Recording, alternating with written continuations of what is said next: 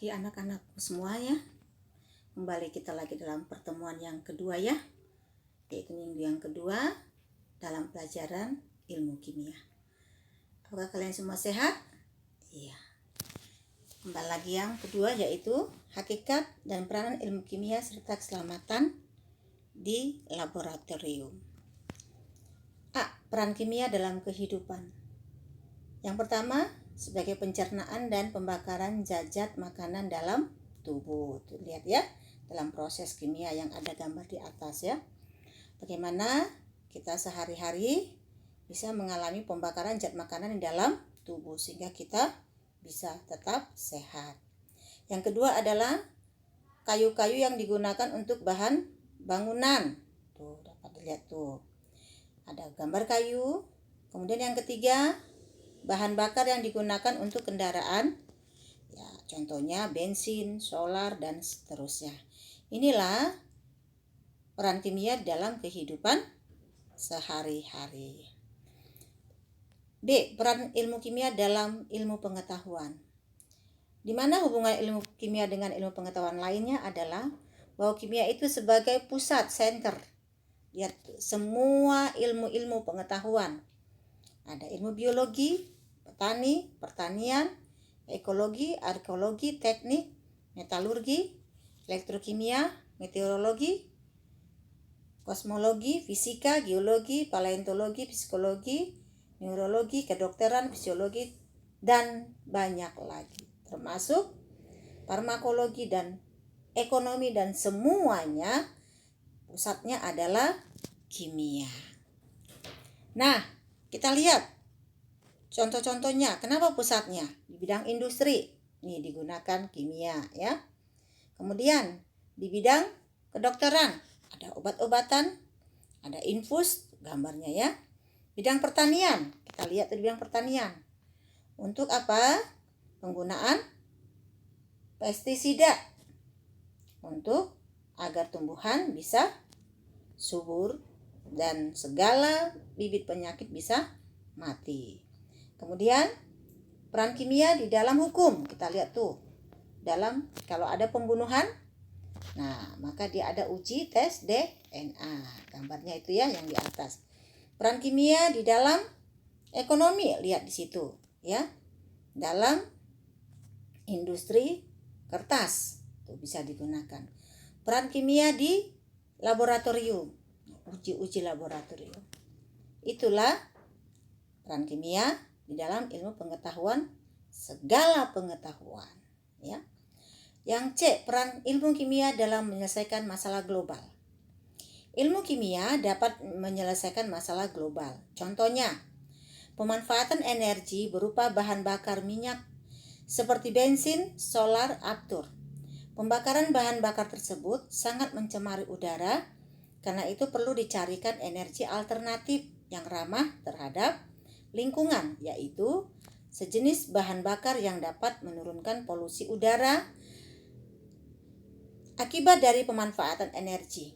Ini dapat digunakan energi matahari. Lihat ya gambar di atas, pemanfaatan energi tata surya atau energi matahari banyak digunakan ya. Sehingga energi-energi lain tidak menimbulkan pencemaran. Bisa gunakan ya, matahari untuk pemanasan dan seterusnya. Kemudian program langit biru dapat digunakan juga untuk menurunkan polusi udara akibat dari pemanfaatan energi. Nah, sehingga udara menjadi segar kembali. Inilah program langit biru.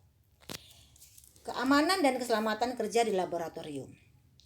Apa yang kalian pikirkan ketika mendengar istilah keamanan dan keselamatan kerja di laboratorium? Ketika kalian melakukan percobaan di laboratorium, maka kalian akan berinteraksi dengan peralatan dan bahan kimia. Bagaimana caranya agar kalian terlindungi dari bahan kimia yang aman di laboratorium?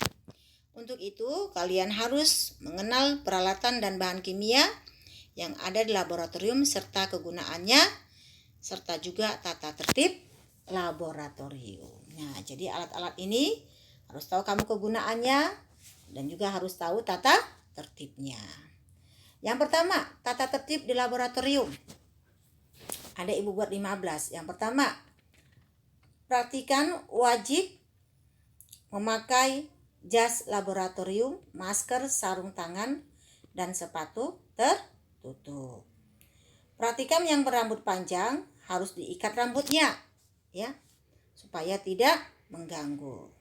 Yang ketiga, dilarang makan dan minum di dalam laboratorium. Yang keempat, jangan mencoba mencicipi bahan atau zat kimia.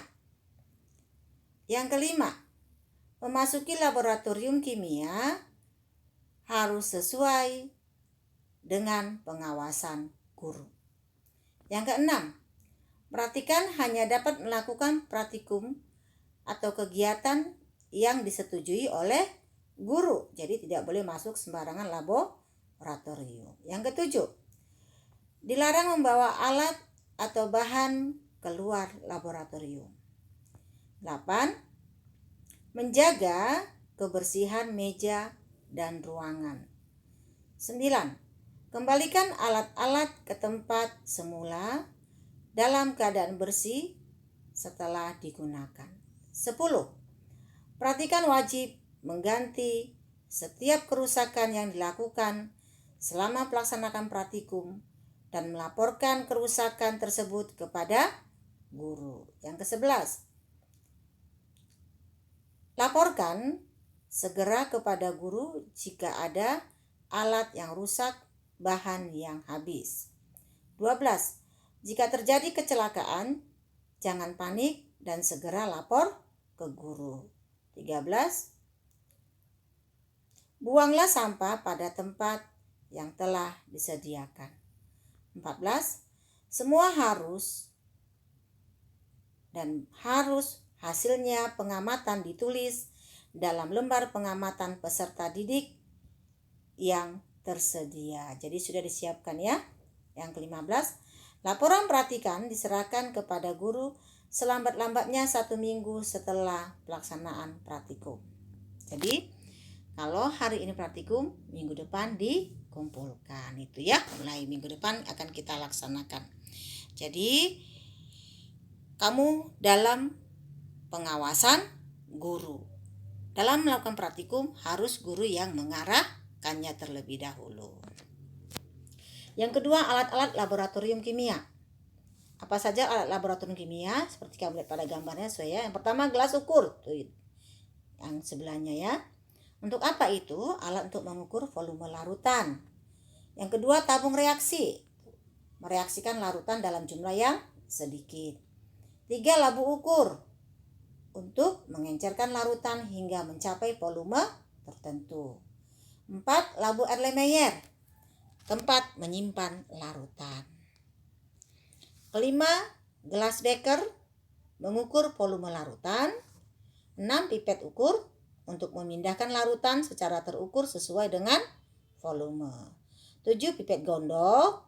Mengambil larutan dengan volume yang tepat. 8, pipet tetes. Memipet atau mengambil larutan dalam jumlah sedikit. Itu dapat kamu lihat ya. Zatnya sesuai dengan keterangannya. 9, kaki 3. Penyangga tempat wadah yang akan dipanaskan. 10, rak tabung reaksi untuk menyimpan dan mengeringkan tabung reaksi agar tidak berjamur. 11, penjepit tabung reaksi untuk menjepit tabung reaksi saat dipanaskan. 12, plat tetes, penguji keasaman suatu larutan atau mereaksikan suatu larutan. 13, mortal dan alu untuk menghaluskan zat yang masih bersifat padat. 14, kawat kasa, tempat wadah yang akan dipanaskan. 15, batang pengaduk, mencampur cairan dengan bahan kimia atau langsung mengaduknya ya. 16, kaca arloji, tempat zat yang akan ditimbang.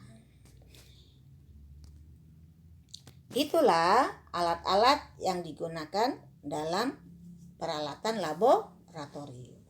Kemudian kita masuk yang ketiga, keamanan dan keselamatan kerja di laboratorium. Adanya informasi tentang simbol dan bahan kimia yang berbahaya. Lihat simbol-simbolnya ya. Yang pertama, simbol eksplosif ada di bukumu. Cari itu kalau tidak ada. Ya, cari di Google. Tapi kalau lihat ada di bukumu. Kalau tidak ada, ini sudah Ibu buat. Yaitu tadi simbol eksplosif mudah meledak tuh. Kemudian yang keduanya bahan kimia mudah terbakar, yang kayak sumbu api ke atas tuh ya. Ketiga, simbol toksin, berarti bahan kimianya beracun, hati-hati, jangan sembarangan dipegang.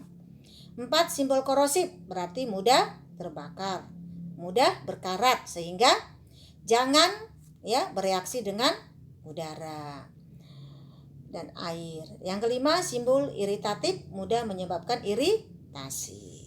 Inilah informasi tentang simbol dan bahan kimia yang berbahaya di laboratorium. Yang B, adanya fasilitas keselamatan kerja. Nah, ini gambar-gambarnya ya. Yang pertama, safety shower, sebagai pengaliran air pada kondisi tertentu. Kedua, bak cuci sebagai sarana pencuci alat-alat laboratorium. 3, lemari asam sebagai tempat bekerja saat pencampuran bahan kimia berbahaya dan mudah menguap. Berikutnya adalah pemadam kebakaran, yaitu alat pemadam api yang ringan. 5, alarm, yaitu alat penanda terjadinya bahaya. 6, kotak P3K, yaitu kotak yang berisi obat-obatan. Ini yang ada di laboratorium. Kemudian informasi simbol-simbol keselamatan kerja. Nah, ada gambar-gambar di situ ya. Ada animal hazard, ada sub instrument hazard, dan seterusnya. Gambar-gambar ini lihat di sini keterangannya. Tuh ada pada bukumu yang pertama ya. Yaitu gambar-gambar di atas adalah simbol-simbol yang umumnya ada di laboratorium. Simbol ini harus diperhatikan dan dipahami supaya kalian mengetahui bahaya yang ada pada suatu benda atau zat kimia. Berikut adalah penjelasan simbol-simbol tersebut. Nih tadi penjelasan yang ini ya, kita lihat yang mana. Yang pertama, animal hazard adalah bahaya yang berasal dari hewan. Mungkin saja hewan itu beracun karena telah disuntik bermacam-macam zat hasil eksperimen atau dapat menggigit dan mencakar Anda. Yang kedua, sharp instrument hazard adalah bahaya yang berasal dari benda-benda yang tajam. Benda itu jika tidak digunakan dengan benar maka dapat melukai Anda. Yang ketiga, heat hazard adalah bahaya yang berasal dari benda yang panas. Tangan Anda akan kepanasan jika menyentuh benda tersebut dalam keadaan aktif atau menyala. Jadi hati-hati ya. Kalau sudah ada kayak gitu seperti itu jangan disentuh, ya. Glassware hazard adalah bahaya yang berasal dari benda yang mudah pecah. Biasanya berupa gelas kimia. Itu dari gelas-gelas, hati-hati. Jangan jatuh, langsung pecah ya, Nak ya. Kemudian electrical hazard adalah bahaya yang berasal dari benda-benda yang mengeluarkan listrik. Hati-hati dalam menggunakannya supaya tidak tersengat listrik. 6. Eye and face hazard adalah bahaya yang berasal dari benda-benda yang dapat membuat iritasi pada mata dan wajah. Gunakan masker atau pelindung wajah sebelum menggunakan bahan tersebut.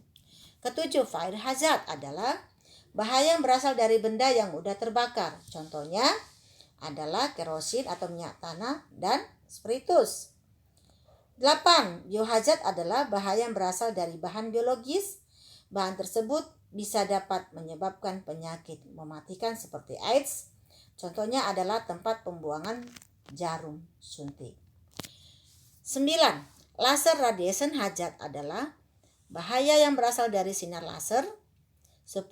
Radioaktif hazard adalah bahaya yang berasal dari benda radioaktif. Benda ini dapat mengeluarkan radiasi dan jika terpapar terlalu lama maka akan menyebabkan kanker. 11. Explosive hazard adalah bahaya yang berasal dari benda yang mudah meledak. Jauhkan benda tersebut dari api. Inilah peranan dan keamanan kerja di laboratorium. Jadi Ibu ingatkan, ketahui dulu bagaimana tata tertib laboratorium.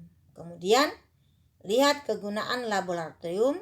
Kemudian ingat informasi-informasi tentang keselamatan di laboratorium. Dengan demikian, hakikat ilmu kimia sudah kita Selesaikan dengan baik. Mohon kepada anak-anak, bila tidak mengerti, tanya di WhatsApp.